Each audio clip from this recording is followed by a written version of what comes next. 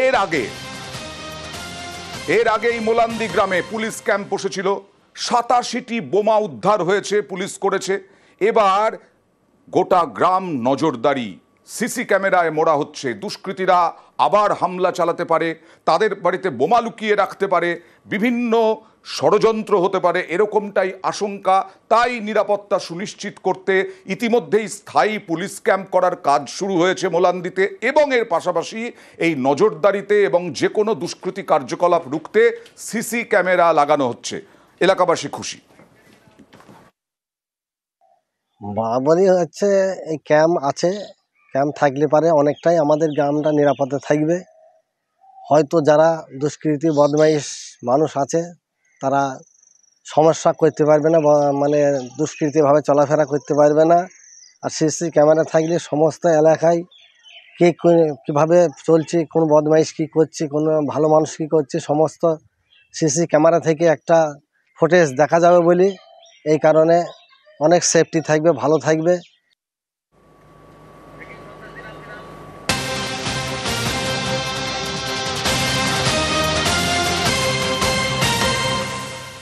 গতকাল দেখিয়েছিলাম মন্তেশ্বরে বিধায়ক তার নিজের এলাকাতেই বিক্ষোভের মুখে পড়েন, কালো পতাকা দেখানো হয় এবং গাড়ি ভাঙচুরও হয়।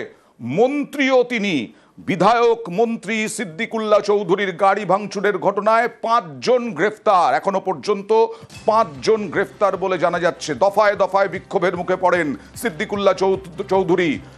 ভাঙচুরের অভিযোগে পাকড়াও 5। এই 5 জনের পরিচয় কি জানবো, প্রতিনিধি নবকুমারের সঙ্গে কথা বলবো। নবকুমার, দেখো আনন্দা, যে কালকে যে ঘটনা ঘটেছে সেই ঘটনার পরিপ্রেক্ষিতে রাতভর তল্লাশির পর 5 জনকে তুলেছে মন্তেশ্বর থানার পুলিশ, এবং তাদেরকে আজকে কালনা আদালতে তোলা হয় এবং তার মধ্যে 2 জনকে পিসি নেওয়া হয় 5 দিনের জন্য এবং 3 জনকে 14 দিনের জেলে হেফাজতের নির্দেশ দিয়েছে আদালত।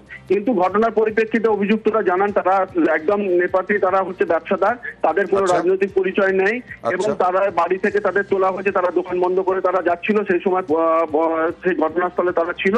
কিন্তু তারই পরিপ্রেক্ষিতে গতকাল রাতে কোনো রাজনৈতিক পরিচয় নেই। একদমই তাই।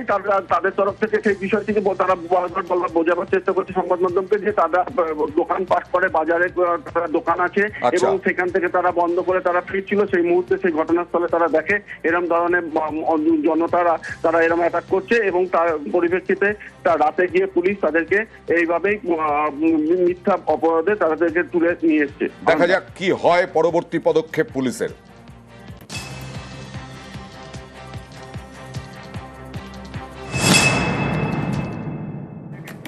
এবার হারোয়ার খবর দেখুন। অযোগ্যদের বাড়ি করে দেওয়া হবে বাংলার বাড়ি প্রকল্পে, তার জন্য কাটমানি 25 লক্ষ টাকা। 25 লক্ষ টাকা কাটমানি। 2 নেতার মধ্যে কথোপকথনের অডিও ভাইরাল, সেখানেই এই রকম কথোপকথন হচ্ছে বিভিন্ন জনের কাছ থেকে। 6,000, 7,000, 10,000 এটা অভিযোগ উঠছে। Viral audio viral, news 18 Bangla সত্যতা যাচাই করেনি। এটা হাড়োয়া থানার গোপালপুরে এই অভিযোগ উঠছে। বুথ সভাপতি আর প্রভাবশালী নেতার ফোনে কথার অডিও। সরাসরি চলে যাব প্রতিনিধি জিয়াউলের কাছে। আগে ভাইরাল অডিও দেখাবো, তার আগে জিয়াউলের কাছে যাই। জিয়াউল, কারা এরা কি সত্যি এই রকম ঘটনা ঘটিয়েছে বা ঘটানোর চক্রান্ত করছিল? দেখো, বাংলার বাড়ির টাকা অর্থাৎ হাড়োয়া বিধানসভার গোপালপুর 1 নম্বর গ্রাম পঞ্চায়েতের যিনি অঞ্চল সভাপতি, বুথ সভাপতি রয়েছেন, তার এই অডিও ভাইরাল। অর্থাৎ তিনি যে টাকা নিয়েছেন এবং তা নিয়ে কথোপকথন হয়েছেন, কে কত টাকা ভাগ পাবে, কে কাকে কত টাকা দেওয়া হবে। এইখান থেকেই আমি একবার আসি যে এই ভাইরাল অডিওটা দেখাবো বলছিলাম। নিউজ 18 বাংলা সত্যতা যাচাই করেনি, একটু দেখুন। আমাদের তোলার কথা 6,000, 7,000 টাকা উঠবে, কাজ করছে না বা পাকাবাড়ি 10,000 করে, তাহলে এবার সেখানে উঠেছে। এবার কথা ছিল 2,000 অঞ্চল নেবে, 2,000 পাবে মেম্বার, উৎসভাপতি পাবে 700-800, আর 800 সব কর্মীদের ভাগ হবে। তাহলে 110 কোটি যদি ভাগ হয় 2,000 করে হলে প্রায় 2 লাখ। তাহলে সেই 2 লাখ আমি উৎসভাপতি 2,70,000, আমি 2,60,000 টাকা সেকেন্ড হ্যান্ড গাড়ি কিনি। এসবগুলো তো প্রমাণ করা যায় না। ধর এই আমারও যখন বলবে যে টাকা তুলেছ, আমি তো অস্বীকার চাও। মনে কর আমি প্রধান, আমার 19টা মেম্বার, তার মধ্যে তুই একটা মেম্বার, এবং তুই আমার খুব খাস লোক। বুঝতে পেরেছি। সব বুথই টাকা উঠছে, গরিব মানুষ দেখে একটাতে 6, বেশিরভাগ সব 10। সেই টাকার থেকে একটা জায়গায় একটা পাঠ যাচ্ছে, তারপর আরেকটা জায়গায় একটা পাঠ যাচ্ছে, মেম্বারের নামে একটা বরাদ্দ হবে সেটা যাচ্ছে, বুথ সভাপতিকে একটা বরাদ্দ হবে সেটা যাচ্ছে, লোকাল ছেলেগুলির একটা ভাগ দিতে হবে সেটা যাচ্ছে। যেটা সব বুথই হয়েছে সেটা কিন্তু আমু সিস্টেম মেনে যেভাবে অর্ডার ছিল সেভাবে করেছে, যা অর্ডার তার উপরে কিন্তু হয়েছে। তো বাড়ি আর 2টো করে ঘর পেয়েছে, 10 করে নাও।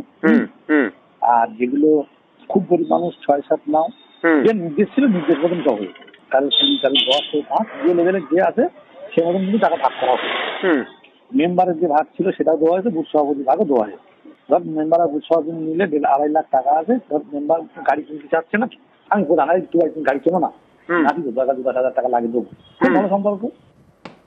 আমি জিয়াউল, একটা জিনিস এই কথোপকথনে উঠে এলো, এই যে সুবীর পাল যার নাম যাচ্ছে, তিনি শুধু হু হু হু হু করে যাচ্ছেন, গোটা কথাটাই বলছেন এই প্রভাবশালী নেতা। কোনোভাবে কি প্রভাবশালী নেতাকে ফাঁসানোর ছক না অন্য কিছু?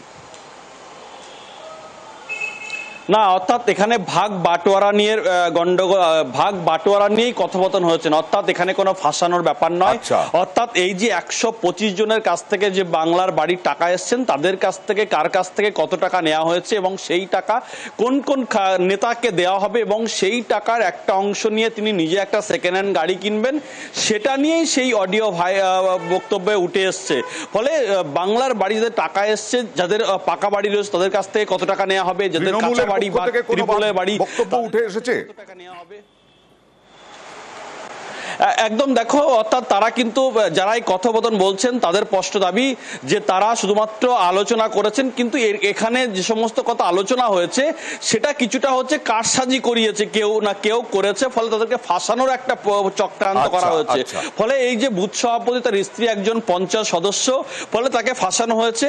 কিন্তু অন্যদিকে বুথ সভাপতি তারও দাবি যে তিনি এই টাকা তেমন কোনোভাবে এই ধরনের আলোচনা করেননি, কোনোভাবেই টাকা তোলার বিষয় নয়, এটা দাবি বুথ সভাপতির স্বামী, পঞ্চায়েত সদস্যর স্বামী বুথ সভাপতি সুবীর পাল। তিনি অবশ্যই এখানে চক্রান্তের গন্ধই পাচ্ছেন। দেখুন, সামনে 2026 সালের ভোট, তো নির্বাচনে তো আমাদের এখানে কোনো মতেই দাঁড়াতে তারা পারেনি। বিরোধীদের টোটালটাই চক্রান্ত এটা বলছে। আমরা নিজেরাই চাইছি যে এই কল রেকর্ডিংটা তো আমাদের নাই, এর তদন্ত হোক, যে কল রেকর্ডিংটা কে বা কারা করেছে। আমরা চাইছি বিরোধীদের মুখটা সামনে চলে আসুক। সম্পূর্ণ মিথ্যা, কোনো বেনিফিশিয়ারির কাছ থেকে কোনো পয়সা করি নেওয়া হয়নি এবং আমাদের অঞ্চলেও কারোর কাছে কোনো অঞ্চলে কোনো নির্দেশই ছিল না কারোর কাছ থেকে 1 টাকা নেওয়া। এটা পুরোটাই মিথ্যে, ভুল। সামনে আমাদের বিধানসভার ভোট আসছে, তার জন্য বিরোধীরা চক্রান্ত করেছে। আর প্রত্যেকটা যেটা সার্ভেতে এসেছিল ভয়ের, আমাদের বিডিও অফিস থেকে নজরদারিতেই অফিসাররা এসে প্রত্যেকটা বাড়িতে ভিজিট করে ওনারাই সবটা, ওনাদের নজরদারিতেই সবটা হয়েছে। তার মানে আপনি বলতে চাইছেন কোনো দুর্নীতি হয়নি? না, এখানে কোনো দুর্নীতি হয়নি। আর এরকম একটা অডিও ভাইরাল হলে পরে বিরোধী দল, অর্থাৎ বিজেপি, প্রধান বিরোধী দল, তারা তো সুযোগ খুঁজবেই রাজনীতির। বিজেপি আক্রমণ করতে শুরু করেছে। দুর্নীতি, ঘরের টাকা মারা বা বিভিন্ন রকম সরকারি প্রকল্পের টাকা মারা, এটা হচ্ছে ওদের রন্ধে মিশে আছে।